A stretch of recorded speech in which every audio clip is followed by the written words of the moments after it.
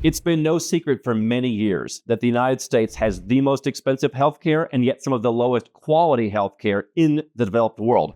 Heck, a number of emerging countries are now outpacing the United States in terms of quality and efficiency of care. But the shooting death of the UnitedHealthcare CEO has brought new attention to just how bad U.S. healthcare is. I'm going to share with you a different perspective on this. There's been a pretty tropey joke for years that I'm against murder, I don't care who knows it. Apparently, that's not even a joke anymore. Today, we're going to walk through just how bad U.S. healthcare is, that people are literally willing to resort to violence to protest it.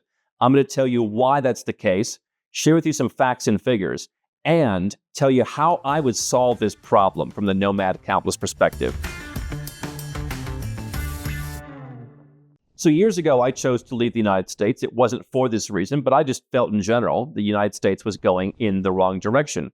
And yes, when I needed health care, I had bad insurance. I was happy to self-fund, but a simple emergency room visit cost me $2,000 once. That was a long time ago before some of the recent inflation. And so what I'm going to tell you is, you want to go where you're treated best when it comes to health care. One thing that I tell people who come to Nomad Capitalist Live, our annual event, to do is go to Prince Court Medical Center, get an annual checkup. The cost of the flight and the hotel and even coming to our live event is probably going to be more than paid for in the savings. I do an annual checkup there every single year. It costs like $200, and it takes only a couple of hours, and UK-trained physicians come and help me. I'll talk more about other experiences I've had later in this episode, but my perspective is you can solve this problem. You don't have to stay and be a victim. What I do know is that you're not going to solve healthcare in the United States in your lifetime, no matter where you're at. This, to me, is a systemic issue. And if you think Medicare for all is going to solve it, seems like a pretty hard thing to get enacted. But if it is, and you're middle class or above, it's going to hit you hard in the pocketbook. If you're our clients who are 7- and 8-figure entrepreneurs and investors, it is going to add to your taxes a lot. So for me, I don't see any great solution. What I do know is that no matter how bad things get, UnitedHealthcare just puts a fence around their office. They're going to hire more security. CEOs are calling security companies the fastest clip in recent history. They're not going to necessarily change their policies. They're not going to necessarily be better. If you think they're going to change because one guy gets shot, I don't know that that's going to be the case. And yet vast majorities of Americans are saying the system is terrible. 62% of Americans want the government to get involved and do something about that. I am a free market capitalist guy. I believe that you're paying way too much taxes in the United States, especially if you're wealthy, and you're not getting much in return. What I'd rather see is you pay a lot less in taxes and be able to fund affordable healthcare. But again, I don't see that happening in the United States. This is why I say if you're successful, you want a backup plan, because taxes are going to keep going up in the long run because people want the government to step in and solve their problems. Here's what the alleged killer, though, has gotten right in his manifesto. U.S. life expectancy is going down. I sat in a chair just like this one 4 years ago and shared these stats that even as, during the middle of COVID, countries were stabilizing, the U.S. kept going down. People said, you don't get it. It's just about COVID. It will pick back up. It hasn't. The U.S. life expectancy has fallen off a cliff.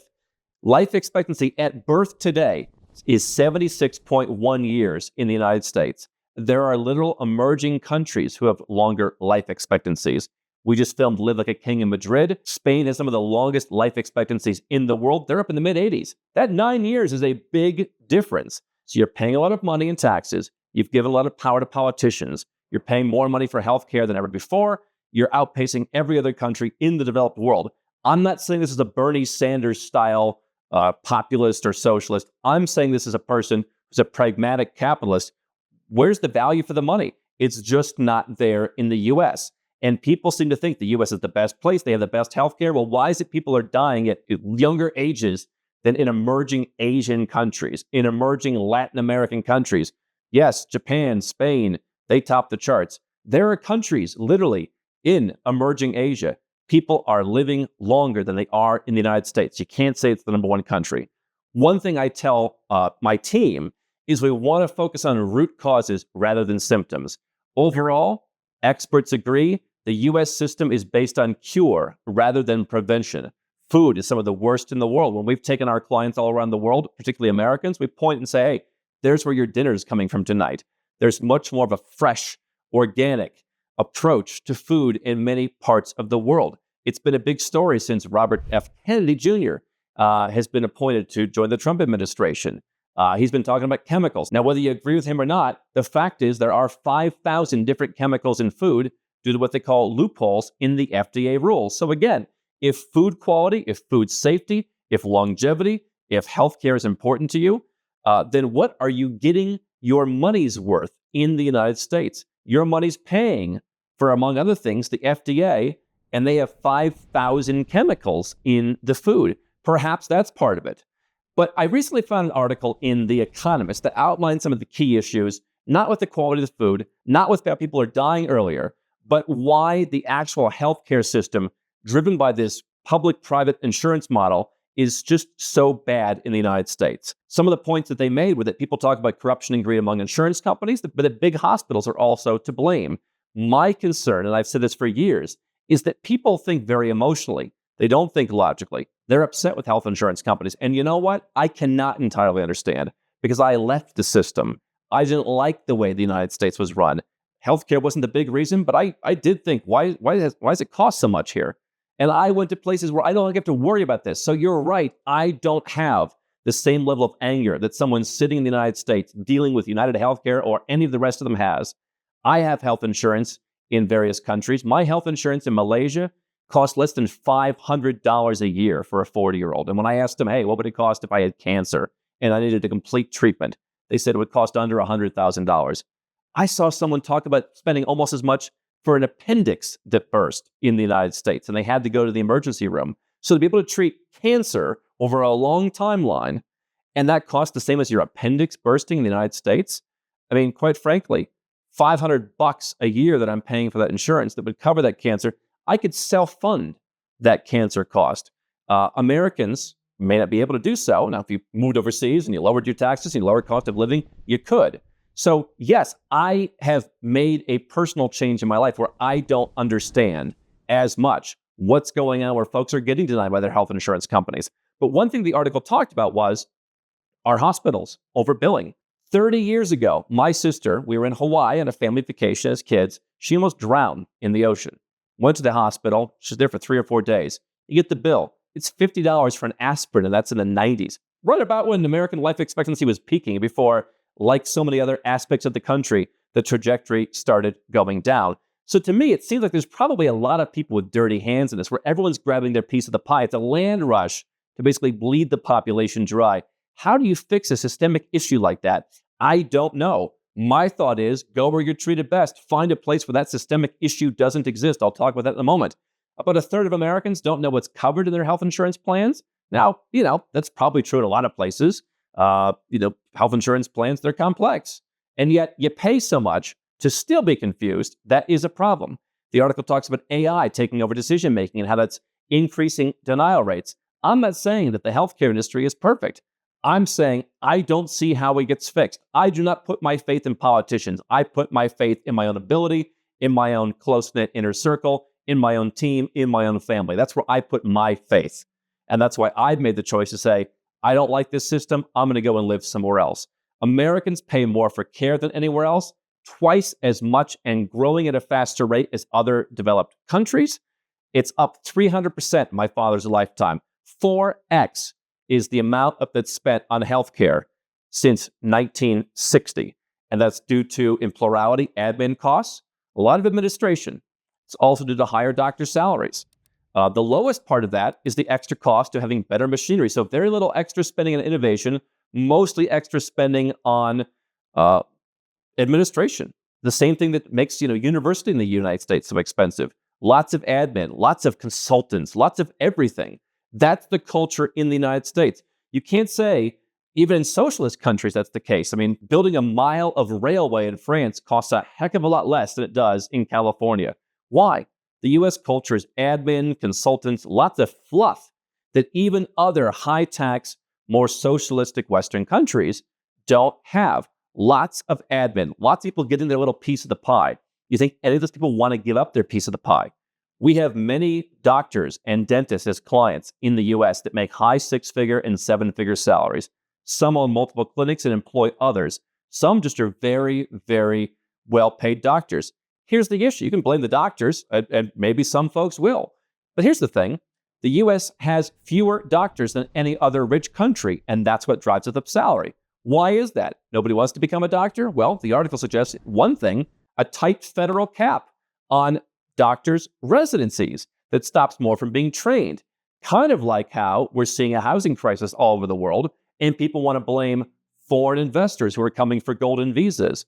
In Portugal, they got rid of real estate as a golden visa investment option, which is one reason I say, if you want a second passport, if you want a second residence permit, strike while the iron's hot.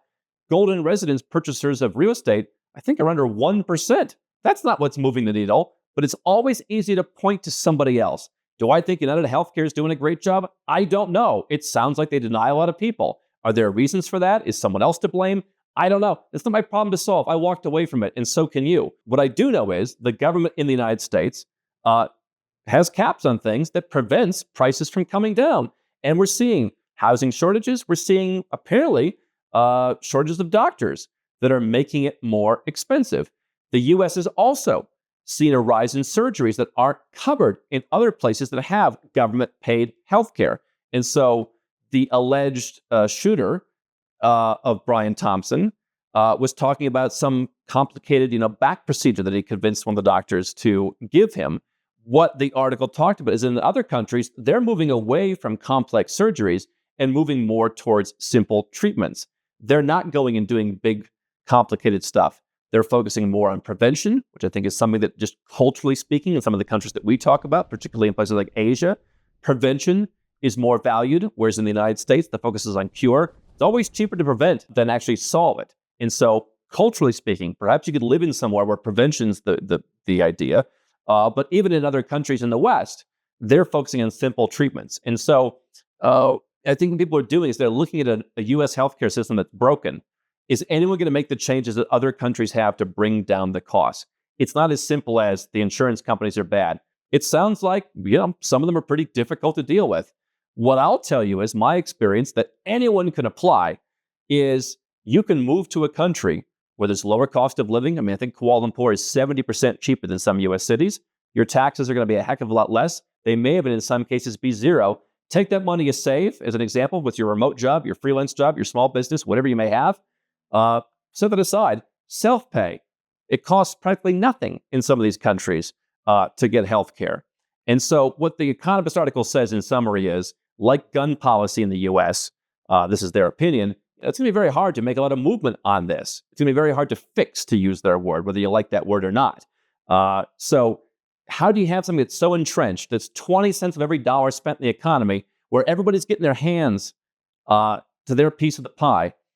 I don't know what you do. What I do know is I live overseas. I largely pay cash. I guess if I came down with some catastrophic illness, I would go to the insurance company and say, hey, it's 10 grand, it's 20 grand, it's 80 grand for the worst case scenario. We literally figured out that pretty much anything in a place like Malaysia, very developed country, some of the most beautiful hospitals you've seen, lots of UK trained doctors. These are not, this is nothing like you might imagine if you haven't been there.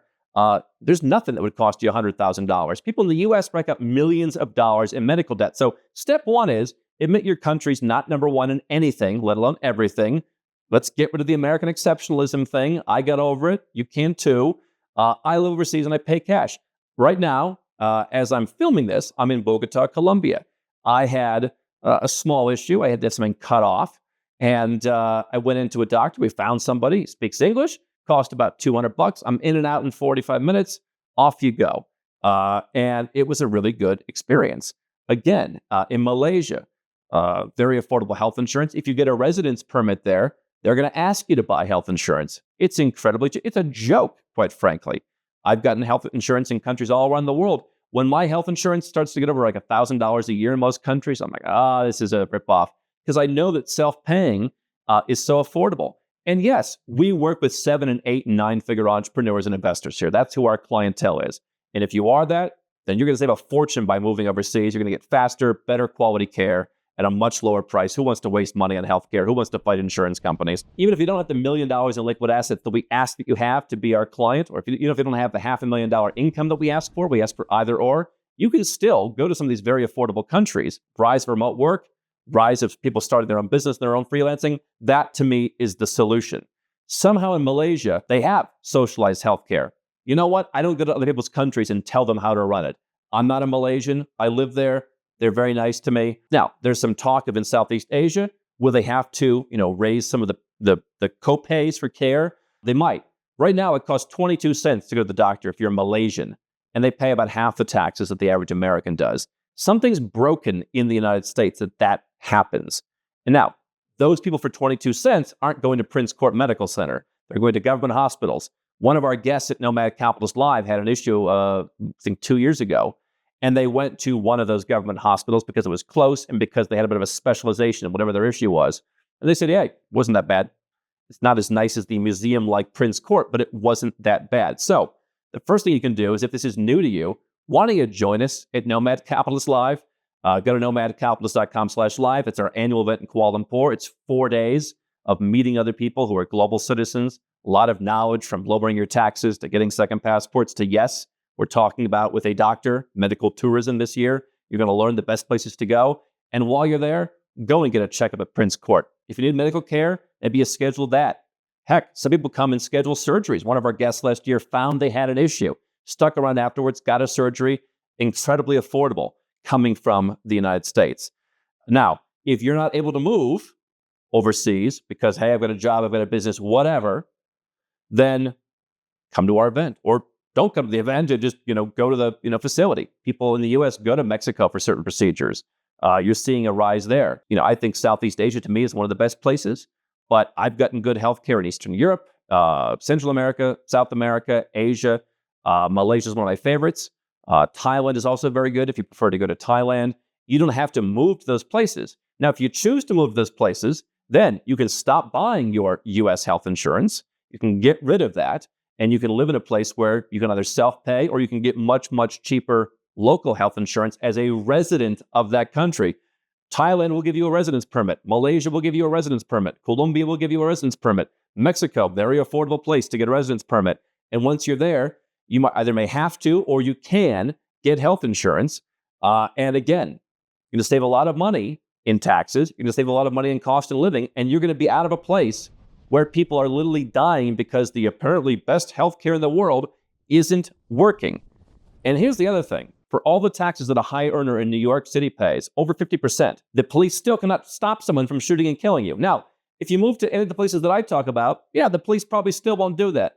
At least you'll have better quality healthcare at a much better price. Perhaps the food quality will be a heck of a lot better, which is why when you go to places like Europe, when you go to places like Asia, yeah, you know what? People in the world are generally getting a bit more obese. But when you go to places outside of the US, why are people so slim? Part of it is the routine. They walk more places, but part of it is the food quality is just a heck of a lot better. And yes, there is more prevention. What I found growing up in the United States and moving out was you start to change your mindset. You start to change your habits. You get the financial benefits on the insurance, the taxes, the cost of living, but you change how you approach your life.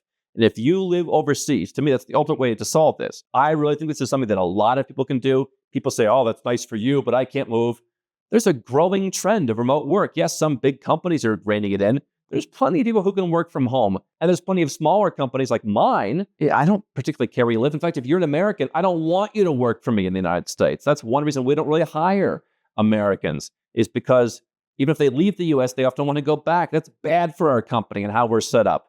So there's plenty of smaller companies. I don't care where you work. People are starting their own freelance, efforts. There's lots of people who can move overseas, even if you're not the kind of person who's our client, who can take advantage of this. The bottom line is, for me, this idea that we're going to stick around in a country that we think is the best, that's not giving us the value for our money, where probably it's not going to change in the near future, that to me is the definition of insanity. And the people who say, oh, yeah, you just, ran away. Yeah, I have good quality, very affordable healthcare. And I think it's something that people who are looking at the U.S. healthcare system as very lacking can learn.